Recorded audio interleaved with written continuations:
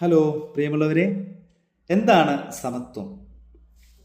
എല്ലാവർക്കും അവകാശവും അവസരവും ഒരുപോലെ ലഭിക്കുന്നതാണ് സമത്വം. ഇന്ന് കേരളത്തിൽ സമത്വമുണ്ടോ എന്ന് ചോദിച്ചാൽ ഒറ്റവാക്കിലുണ്ട് എന്ന് പറയാം.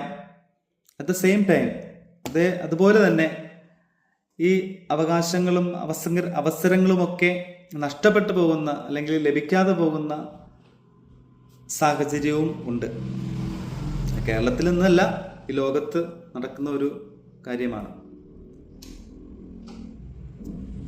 അവകാശവും സമത്വവും ഒക്കെ ഒരുപോലെ ലഭിക്കുമ്പോൾ അവിടെ നമുക്ക് സ്നേഹമുണ്ടാകും, ബഹുമാനമുണ്ടാകും, രാജ്യത്തിന് വളർച്ചയുണ്ടാകും, കലഹങ്ങളൊന്നും ഉണ്ടാകത്തില്ല.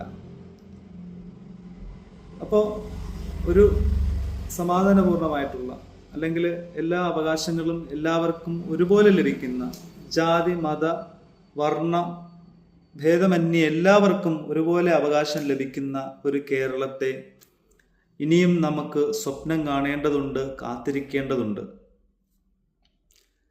നിങ്ങളുടെ അഭിപ്രായം അറിയിക്കണം കേട്ടോ. എൻ്റെ മനസ്സിൽ തോന്നുന്ന കുറേ ചിന്തകൾ നിങ്ങളുമായിട്ട് ഷെയർ ചെയ്യുന്നു എന്നേ ഉള്ളൂ.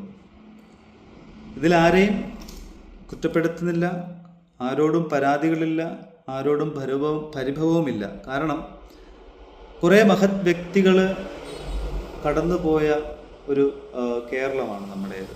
കുറേ മഹത് വ്യക്തികൾ. ഉദാഹരണത്തിന് ശ്രീനാരായണ ഗുരു അല്ലെ, അദ്ദേഹം പറഞ്ഞ എന്താണ്? ഒരു ജാതി, ഒരു മതം, ഒരു ദൈവം മനുഷ്യർക്ക്. അതിൽ തന്നെ ഏകത്വത്തിൻ്റെ വലിയൊരു സന്ദേശമുണ്ട്. ചട്ടമ്പി സ്വാമികൾ, പിന്നെ അയ്യങ്കാളി, ഇവരൊക്കെ സമത്വത്തിന് വേണ്ടി സംസാരിച്ചവരാണ്, ശബ്ദമുയർത്തിയവരാണ്. അപ്പൊ ഇനി നമ്മൾ ഓരോരുത്തരും ഈ സമത്വത്തിന് വേണ്ടി ശബ്ദമുയർത്തേണ്ടതുണ്ട് എന്ന് എനിക്ക് തോന്നുന്നു.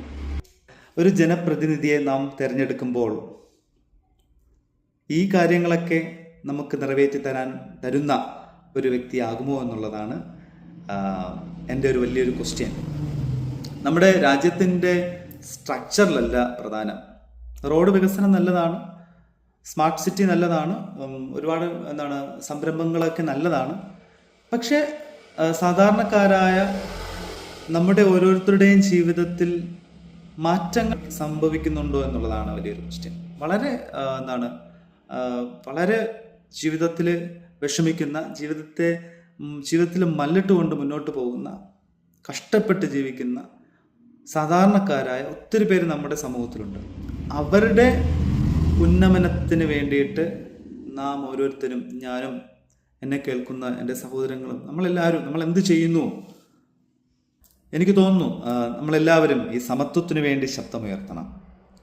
അത് ഒരിക്കലും നമ്മുടെ ഇൻഫ്രാസ്ട്രക്ചറിലുള്ള മാറ്റമല്ല, നമ്മുടെ വ്യക്തികളിലെ മാറ്റം വരുമ്പോൾ ഉറപ്പായിട്ടും നമ്മുടെ രാജ്യവും നമ്മുടെ സമൂഹവും ഒക്കെ നന്നായി വരും.